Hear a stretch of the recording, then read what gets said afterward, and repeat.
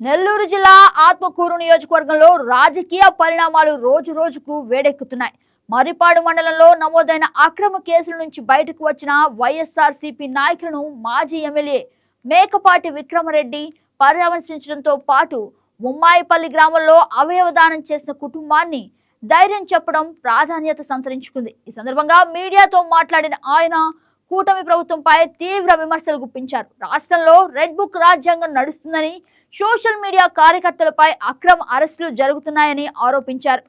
అభివృద్ధి విషయంలో ప్రభుత్వం పూర్తిగా విఫలమైందని, ఇసుక అక్రమ లావాదేవీలకు ప్రోత్సాహం ఇస్తున్నారని అన్నారు.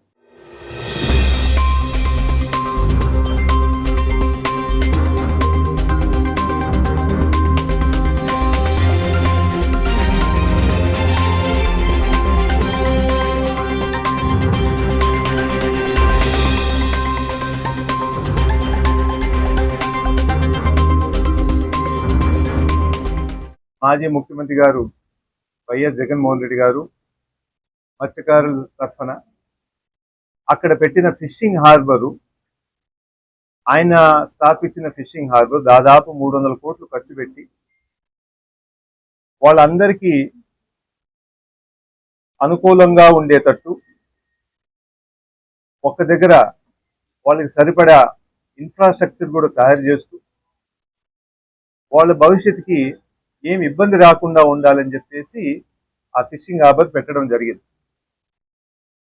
అది ముందు కృష్ణపట్నం పోర్టు ఆ విధంగా ఆ ఏరియాలో అంతా స్ప్రెడ్ అయి ఉంటే, ఇప్పుడు కృష్ణపట్నం పోర్ట్ అనేది ప్రైవేట్ వ్యవస్థకి ఇచ్చారు కాబట్టి వాళ్ళకి ఒక ఫిషింగ్ హార్బర్గా తయారు చేసి దాదాపు 3 సంవత్సరాల్లో కంప్లీట్ కూడా చేసేసి 10% నిధులు ఇస్తే అది పూర్తిగా అయిపోతుంది అన్నమాట. వాళ్ళందరికీ చూసి మనం ప్రైమ్ మినిస్టర్ గారు కూడా ఆగస్టు 24లో దానికి ఓపెనింగ్ సెరమనీ కూడా పెట్టి ఆ పోర్టుని కూడా ఇనాగరేట్ చేశారు.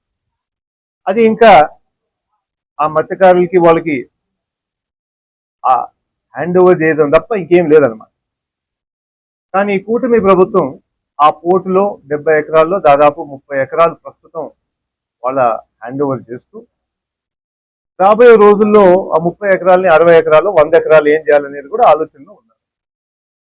ఆ డిఫెన్స్ కంపెనీ మీ అందరికీ తెలుసు, ఒకసారి వాళ్ళు స్థాపించిన తర్వాత అక్కడ ఉండే మత్స్యకారులకి లోపలికి పోవాలన్నా కానీ ఒక సెపరేట్ ఐడెంటిటీ కార్డు కావాలి, ఎవరైనా అనుమతిస్తేనే లోపల పోవాలి, ఏ టైం అయినా కానీ లోపల పోవడానికి వాళ్ళకి ఆ ఫ్రీగా మూవ్మెంట్ లేకుండా పోతుంది. రెండోది ఉండే ఇన్ఫ్రాస్ట్రక్చర్ ఏముందో అవన్నీ వాడుకోవాలన్నా కానీ వాళ్ళకి ఇబ్బందికరంగా ఉంటుంది.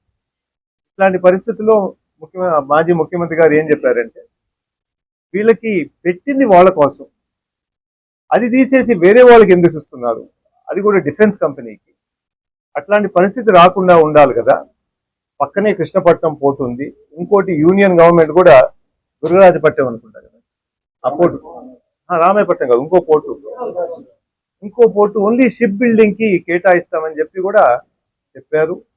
అట్లాంటి లొకేషన్ లో మీరు తప్పకుండా పెట్టొచ్చు. ఈ ఒక్క కట్టిన ఫిషింగ్ హార్బర్ అంతా ఇన్ఫ్రాస్ట్రక్చర్ చేసి కట్టిన తర్వాత ప్రైవేట్ వాళ్ళకి ఎందుకు ఇవ్వాలి? ఇక్కడ ఉండే 30,000 మందికి ఇబ్బందిగా ఉంటుంది, వాళ్ళ జీవితం కష్టమైపోద్ది. అందుకు దయచేసి చేయబాకండి, పెడితే వేరే దగ్గర పెట్టండి, లేకపోతే ఇంకోసారి మేము వచ్చినప్పుడు మాత్రం వచ్చి 3 సంవత్సరాల తర్వాత మళ్ళీ ఎలక్షన్ జరుగుతుంది, అప్పుడు మళ్ళీ వైఎస్ఆర్సీపీ వస్తుంది.